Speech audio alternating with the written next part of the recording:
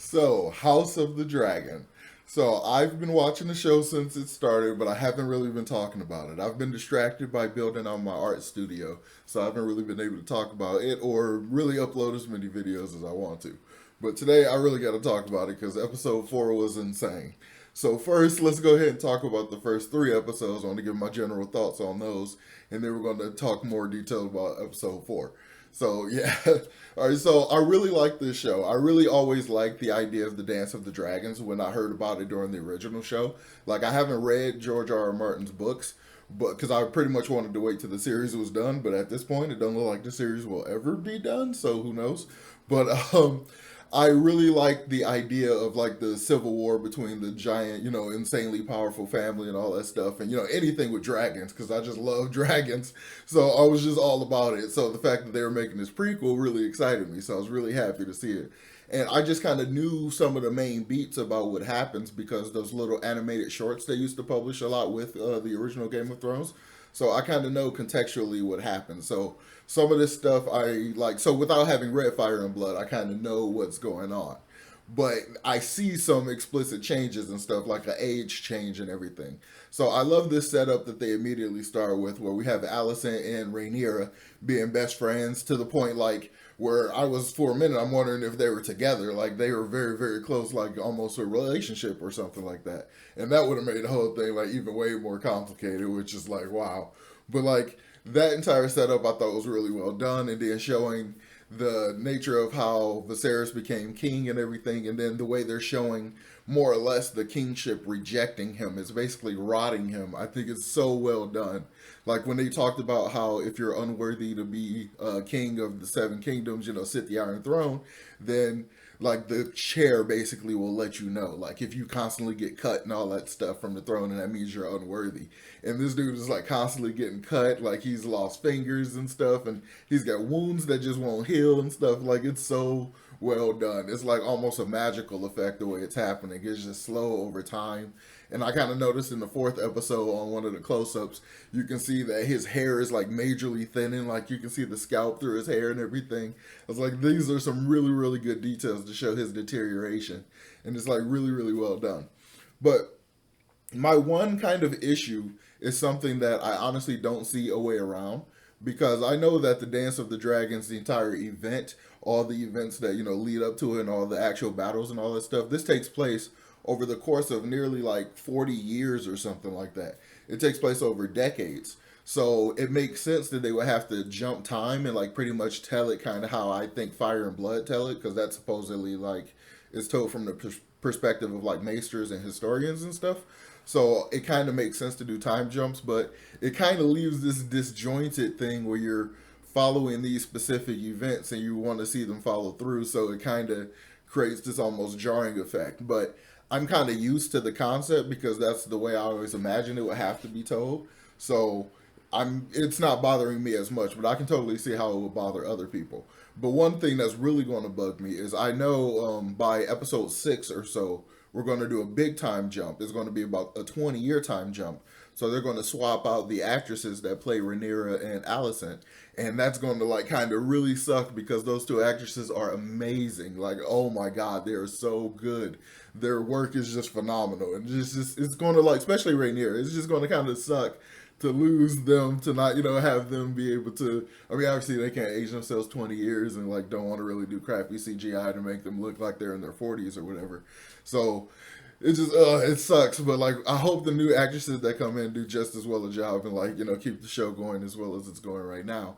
I really really like the way it's been done so far, and I really like Daemon Targaryen. I think Matt Smith. I haven't seen the season of Doctor Who that he's in. I haven't watched pretty much any Doctor Who, so I'm completely unfamiliar with this stuff apart from just random other stuff he's been in. But he as Damon is just so much fun. Wow, like he is just he's like the energy in the show right now because everything else is just classic politicking. It's basically all the best parts of Game of Thrones that made that show popular without any of the, away from the book fall apart kind of stuff. Even though I didn't really have an issue with the way the show ended, I just think the pacing was terrible and some of the directing was just really sloppy. But like the story itself, as the events that happened, I was kind of okay with it. It made sense to me because I saw Daenerys going evil pretty much from when the time she took over Marine. That's I just saw that proclivity there anyway. But that's neither here nor there. But I love what they're doing with the dragons. They're not like overly gratuitous with the dragons, not trying to lean on the fact that there's more dragons around at this time to kind of sell the show.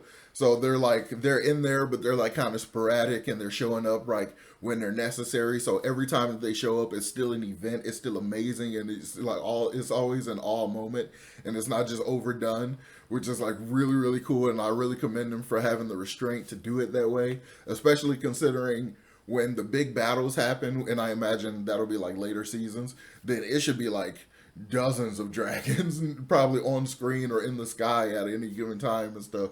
Like it's supposed to get insane based on the events of the book. But we got to see how much they'll get up to that point. But if the show does well, then maybe they'll get even more money and be able to do it, 20 dragons fighting or something like that. That would be crazy. So we don't have like a Varys or a Littlefinger or anything like that, but we do have Otto Hightower, who is a really interesting character, who is like so scheming and so like Machiavellian and so like slow plotting and stuff. Like it's so underhanded and so insidious, but other people can kind of see it. Like Daemon can see it and Rhaenyra can kind of see it, but Viserys doesn't see it, and it just works so well. And I love kind of the costuming and stuff. Like there's so much more Targaryen stuff, obviously, because the show is primarily about the Targaryens. So like their wardrobe and stuff is really cool, and it kind of gives a feel of older Westeros while still being like completely foreign. Because obviously, even Game of Thrones would seem like back in the day kind of thing. Like you can distinctly tell the time periods, is what I'm saying. So it's like really well done, and I really dig it a lot. I really liked in episode 3 the battle with the crab feeder. At first I thought the crab feeder was going to be a longer villain, like at least probably first season kind of situation, or at least some for a period of time. But like they kind of went over that war really fast with the time jump. So the war was probably about 4 years long, and they kind of covered it with basically a time skip. And then Damon did one of these things that leads you to end up being a legend and end up being in in the books or whatever and all that kind of stuff. He like does this like great move of subterfuge and like cuts down most of the army, even though the logic of the whole thing that he does is kind of like, all right, like does the crab feeder technically send out his entire army to go try to take down Damon? Like, and then did nobody notice the sea snake's army like sneaking up and stuff like that? It was very smoky and all that, so I understand why they didn't see the dragon, especially because they used the dragon that is known for basically blending in with smoke and clouds and stuff. So that just totally makes sense. But I really love what they're doing with the Valerians. I love the whole setup, and I think the writing on the show is so well done.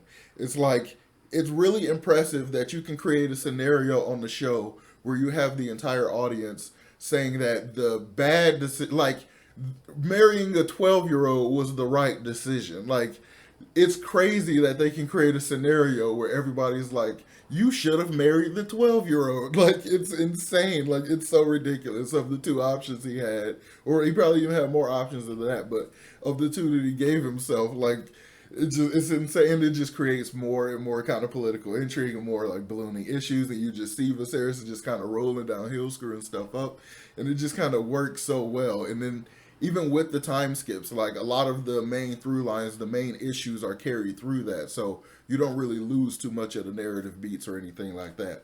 It's just kind of some of the immediate aftermath stuff you lose sometimes. So let's go ahead and talk about episode 4, the episode that came out last night. This episode is like a whole other level of insane to me. Like so far the show has been basically tame on the sex and all that kind of stuff and all the nudity.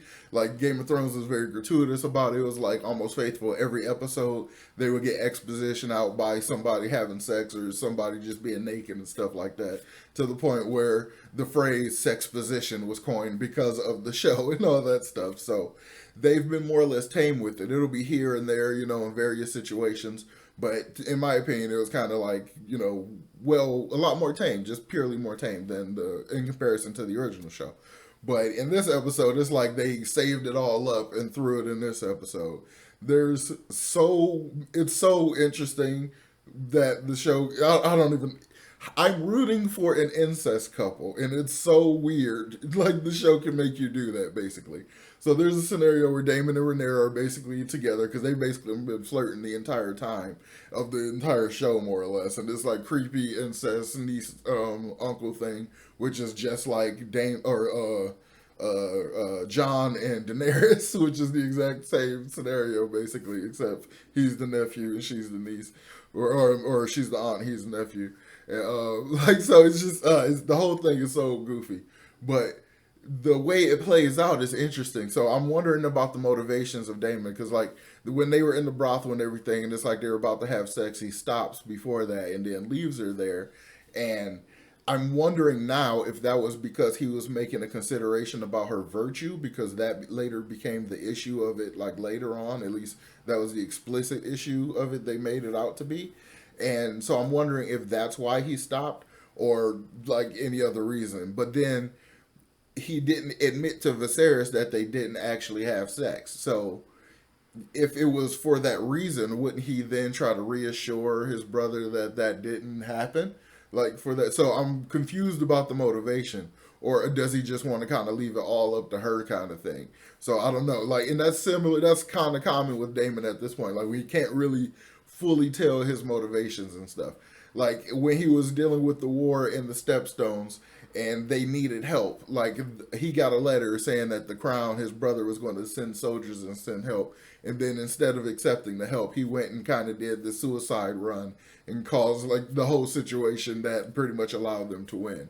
So pretty much he rather risk his life and almost definitely die versus accept help. So it's just his motivations are kind of in like kind of we can't tell. They're kind of an enigma a little bit. We can't really tell, but that makes him all the more interesting of a character. So that's a lot of fun. I really dig that. But later on in the episode, it's so weird. Like after Damon leaves Rhaenyra in the brothel, she like leaves and goes home or whatever, and basically immediately grabs Sir Kristen Cole the night that she rose up to the Kingsguard and stuff, who's one of her personal knights and stuff, and it have sex with him. So it's like the virtue thing was an issue, but then like it was sidestepped, and now it's definitely you're definitely not a virgin anymore. So like, and then it's like I was thinking about it in the time. Like, if anybody finds out, couldn't he immediately be killed because of that or something? Like, didn't she just put him in a terrible, terrible situation? And it's clear he is attracted to her, but also, did he really even have the ability to say no? Like, there's just all there's so much into it, and it just adds this whole other layer on Rainier that like I didn't see coming at all. So it's just insane to me. Like the whole episode is just like mind blowing, and I love that they're showing like Lady Massaria, who I'm going to call Lady Massaria, the former horror that Damon like was banging, like was going to use as kind of a pawn in his plans when he was playing with the plans that had taken the dragon egg and everything, and she's now like she's kind of pulling this Varys type thing. She's got little kids who are like little birds or whatever. She's got kids running this little thing like spy enterprise or something. That's what it seems to be. It's not entirely clear, but I think she's got this whole little network thing she's built in the time between the time skip and stuff. So it's a lot of fun seeing like different players and stuff building up like with familiarity to different things that we're used to from the original show and everything. I really, really like where the show is going. I like what they're doing with it. This episode was just completely mind blowing. Like, and I love the fact that everybody basically who has been seeing that Otto Hightower is playing Viserys, and he just has been doing this whole thing to the point where he got him to marry his daughter, and then now she has multiple kids, and so he wants his grandson to be named heir instead of Rhaenyra because Viserys has already named her heir, and he wants basically, you know, and everybody's so used to male king and all that stuff, it's the common law and all that stuff, so everybody would even prefer like the son be named heir instead of Rhaenyra, but he's holding on to what he promised her and stuff. But like, so it's just all this kind of going back and forth. But all the politicking that Otto's been doing, like Viserys has basically been willfully ignorant of it while everyone else can see it. But everyone is now like telling him, like, this guy is like, he is a snake. Like, you need to pay attention. And Viserys completely confronts him on it. He tells him like he sees his ambition and he sees all of that stuff, and he fires him. He takes his hand of the king pen off of him and like straight up fires him. So I'm like, wow, I don't recall that being mentioned at all. And if it was probably a deeper detail in the stuff I just didn't go into. But I was like, wow, I can't believe it. This is like the most straightforward and most like decisive I've seen Viserys. This is the most kingly thing he's done. This is the most straight up like decisive action like I've seen him take, and it's so much fun. And now we're going to see Rhaenyra is going to marry the other son of the sea snake, so that the Valerians and the Targaryens can like further tie their stuff together. Even though she's clearly got a thing going with Daemon and a thing going with Kristen Cole, so she's basically gone from she don't want to deal with anybody. She don't want. She's rejecting everybody that want her. So she basically got 3 dudes that she got to mess around with or whatever. So that's just going to immediately get complicated and messy. So I can't wait to see that. So I'm going to try to review pretty much every episode now going forward, because I think there's maybe only 10 episodes in this first season or something. So I'm going to do one each episode by episode. So make sure you're sticking around for that. Make sure you're subscribed so we can talk about that. This has been a fun little ramble session. I just had to catch up and talk about it because this episode was just intense. The whole thing was just mind blowing. I was just like, whoa, like it is insane. This is the most Game of Thrones-y episode ever, and I love the fact that it was very politic heavy and not all ice zombie stuff, even though they're layering in a lot of hints about that, which kind of goes, because we know how it ends. Like, the whole battle was just like that fast, and it was kind of disappointing. So it's just like, you don't got to do the Lord of the Rings thing with the heat up the dagger and give us a story on the dagger. Like, we know that story kind of ends in a junky way. So just let's not even talk about it. So yeah, but I really, really like this show. Let me know in the comments down below, how do you guys feel about the show? Have you read Fire and Blood? Does it line up with it the way you saw it and stuff? So yeah, let's talk about that in the comments. This has been a fun little ramble session. So yeah, make sure you hit that like button and subscribe to the channel if you haven't done so already. And I will talk to you all next time. Peace.